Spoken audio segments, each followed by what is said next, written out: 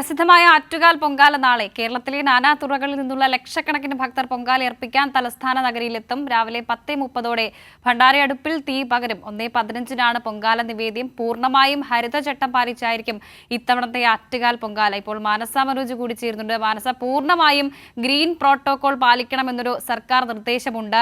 ഒപ്പം നാളെയാണ് ആറ്റുകാൽ പൊങ്കാല. അവിടെയുള്ള ക്രമീകരണങ്ങൾ എങ്ങനെ? തിരക്കുണ്ടോ?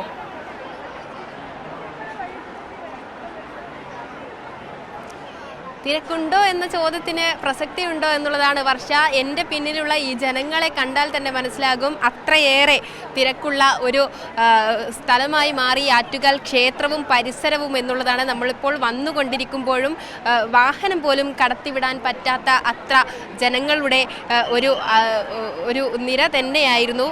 ഈ ആറ്റുകാൽ അമ്മയെ തൊഴാനായി കാത്തു നിൽക്കുന്ന നീണ്ട നിര തന്നെയുണ്ട്.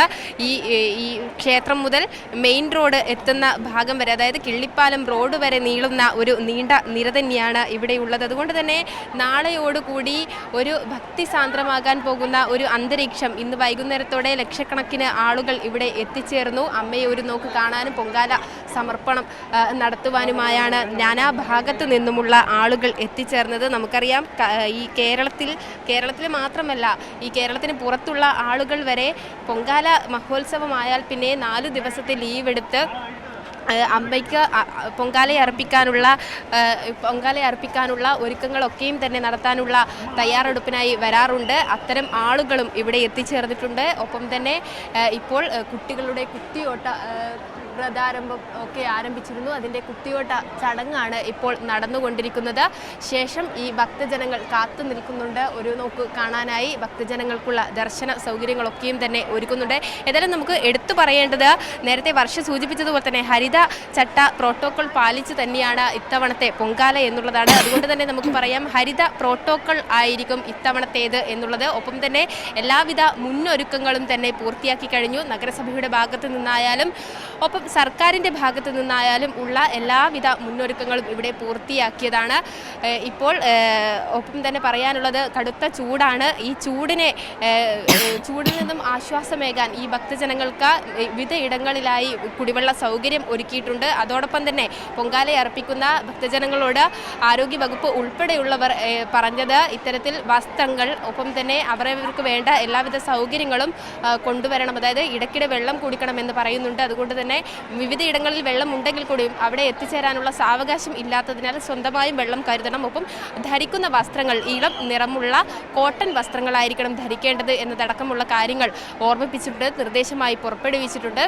ഒപ്പം തന്നെ ഗതാഗത നിയന്ത്രണമാണ് എടുത്തു പറയേണ്ടത്. ഇവിടെ കയറി വരാൻ പറ്റാത്ത അവസ്ഥ, തിരക്ക് ഇവിടെ പരിസരത്ത് തന്നെ, ഈ ക്ഷേത്ര പരിസരത്തുണ്ട്. ഈ നാളെ നഗരം മുഴുവൻ അത്തരത്തിലായിരിക്കും. അതുകൊണ്ട് ഇന്ന് ഉച്ചയ്ക്ക് 1 മണി മുതൽ ഈ ഗതാഗത നിയന്ത്രണം നഗരത്തിൽ ഏർപ്പെടുത്തി കഴിഞ്ഞിട്ടുണ്ട്. അതിൻ്റെ നിർദ്ദേശങ്ങളും മുന്നറിയിപ്പുകളും നേരത്തെ തന്നെ പോലീസിൻ്റെ ഭാഗത്തു നിന്ന് ഉൾപ്പെടെ അറിയിച്ചതാണ്.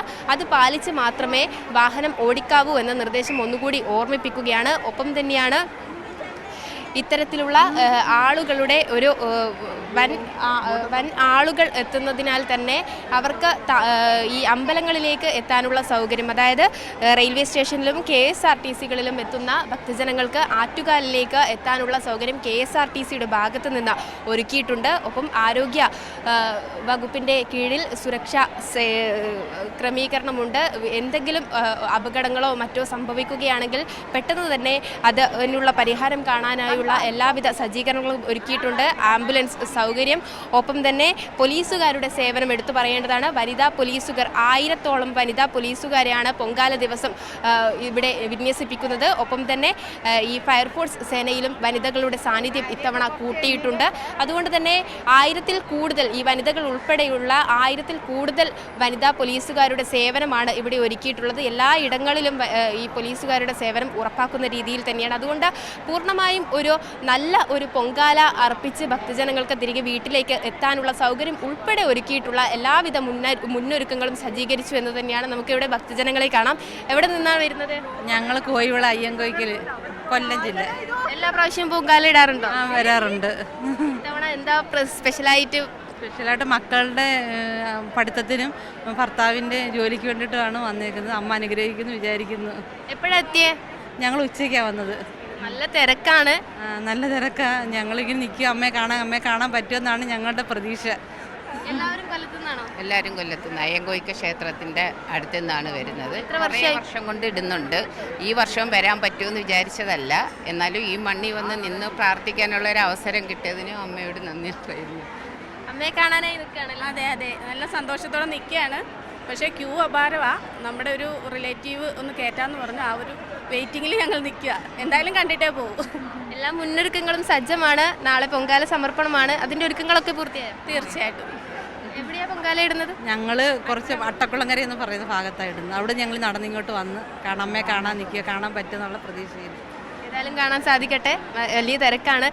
നേരത്തെ സൂചിപ്പിച്ചതുപോലെ തന്നെ ഈ നാനാ ഭാഗത്തു നിന്നും, കേരളത്തിൻ്റെ എല്ലാ ജില്ലകളിൽ നിന്നും, മാത്രമല്ല കേരളത്തിന് പുറത്തുള്ളവർ, വിദേശത്തുള്ളവർ, ആ ഭാഗങ്ങളിൽ നിന്നുള്ള എല്ലാവരും തന്നെ ഇവിടെ പൊങ്കാല അർപ്പിക്കാനായി എത്താറുണ്ട്. ആ പതിവ് മുടക്കാതെ തന്നെ ചെയ്യുന്നവരുണ്ട്.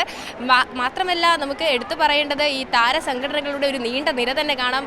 വൈകുന്നേരത്തോടെ ഈ താരസംഘടനകളൊക്കെയും തന്നെ താരങ്ങളൊക്കെയും തന്നെ ഈ ക്ഷേത്രത്തിലെത്തി തൊഴാനുള്ള ഒരു സാഹചര്യം കൂടി ഉണ്ട് എന്ന് തന്നെയാണ് മനസ്സിലാക്കുന്നത്. കഴിഞ്ഞ വർഷം വരെ നമ്മളത് കണ്ടതാണ്. അതുകൊണ്ട് സിനിമാ സീരിയൽ താരങ്ങളും അല്പസമയത്തിനകം തന്നെ ഇവിടെ എത്തിച്ചേരാനുള്ള ഒരു സാഹചര്യവും ഉണ്ട്. ഒപ്പം തന്നെ അവരുടെ ഒരു പൊങ്കാല സമർപ്പണവും നാളെയും നമുക്ക് കാണാൻ സാധിക്കും. ഏതായാലും ഭക്തജന സാന്ദ്രമായി ആറ്റുകാൽ ക്ഷേത്രം എന്നുള്ളതാണ് ഇപ്പോൾ എടുത്തു പറയാനുള്ളത്. വർഷ.